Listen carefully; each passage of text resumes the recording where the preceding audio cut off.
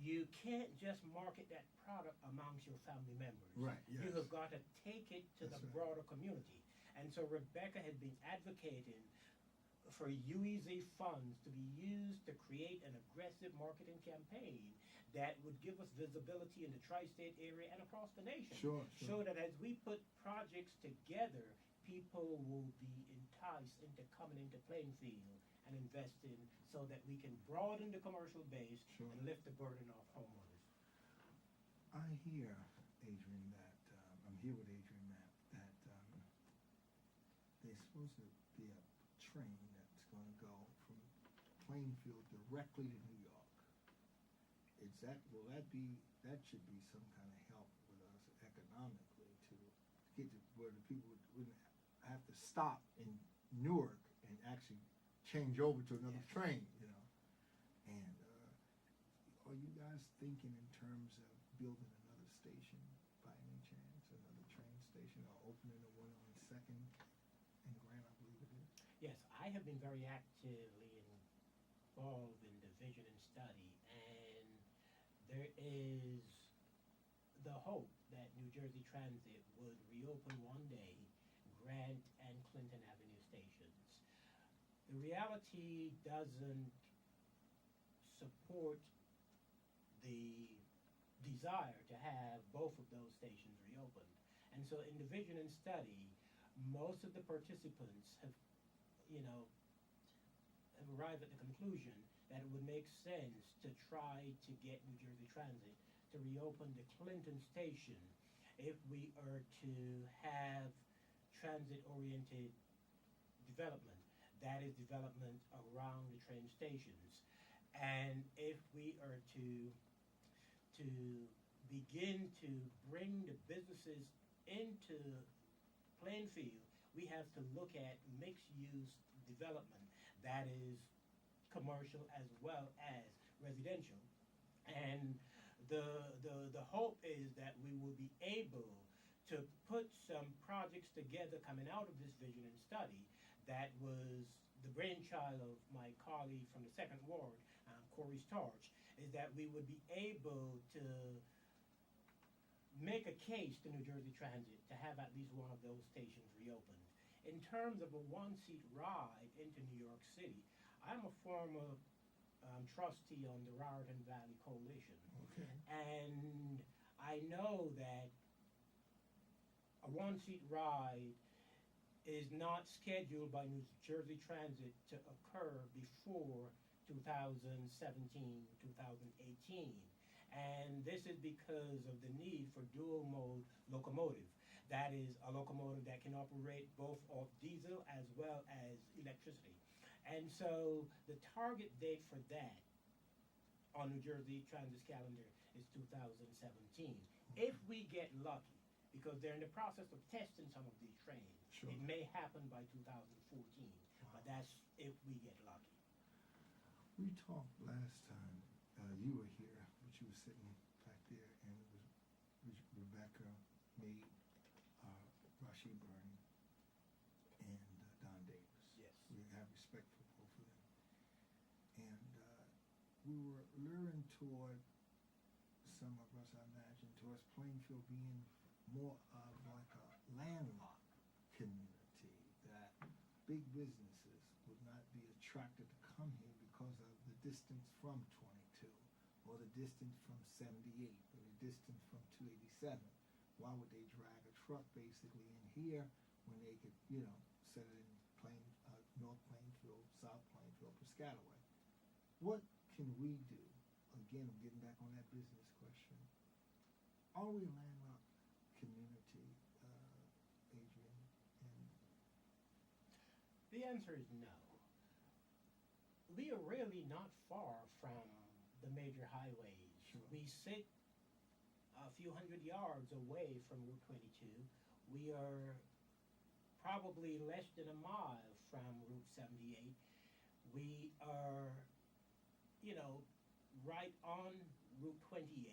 And so we have access to major highways. We are not too far from 287.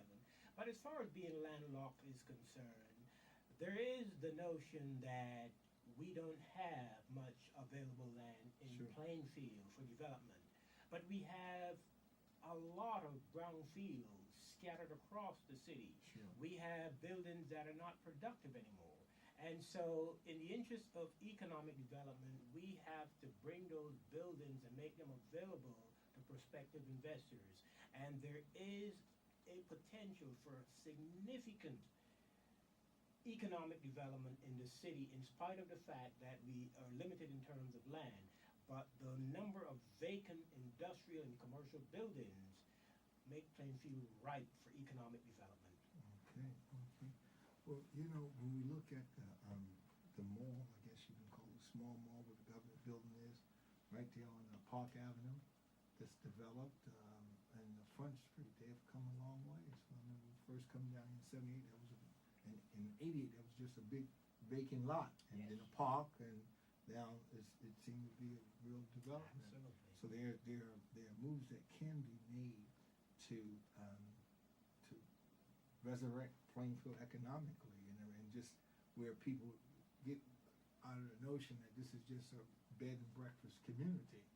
You know what I mean? That we want to play on the on the stage, as on the big stage, on the world stage. And I imagine Rebecca's journey in New York and everything, and working there every day, and just seeing the development there. As County College can really has opened her mind to the development and everything.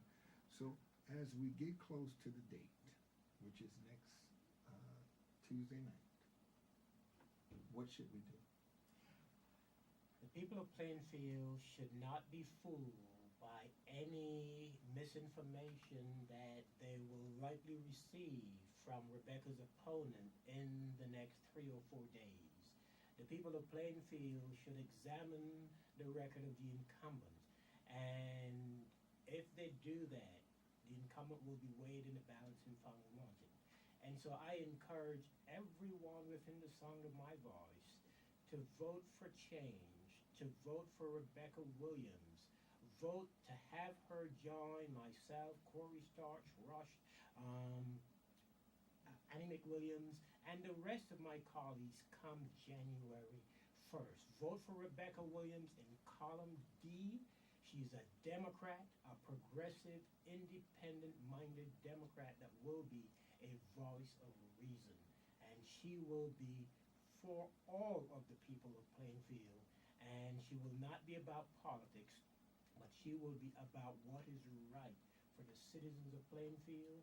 And I ask everyone within the sound of my voice to come out on Tuesday and vote for Rebecca Williams in column D, a progressive Democrat.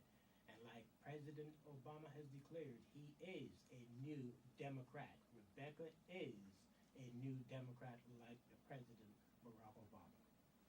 So that right there is very important. She is a new Democrat, so I imagine she come with new ideas.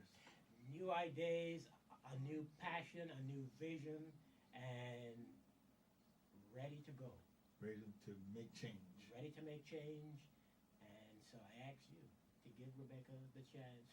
Rebecca is needed very much on the council, and I encourage everyone to come out on Tuesday and vote for Rebecca Williams. And you're supporting her wholeheartedly. I am supporting her. I have endorsed her. Okay. My colleague Corey Starch from the 2nd Ward has endorsed her.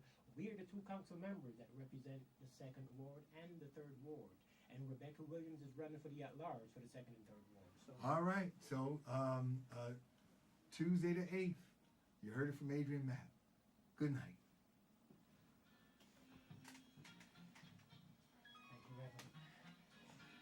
This was good. She's going to do it. She's going to do it. I think so. You're getting Guess what, guys? We have another show coming on right after you. right. So, all right. Thank you so very much. Yep. Thanks for coming It's by. always good to come down. Yeah. Nice to have you. Adrian, we talk. Yes, we will. I like that lower pocket look.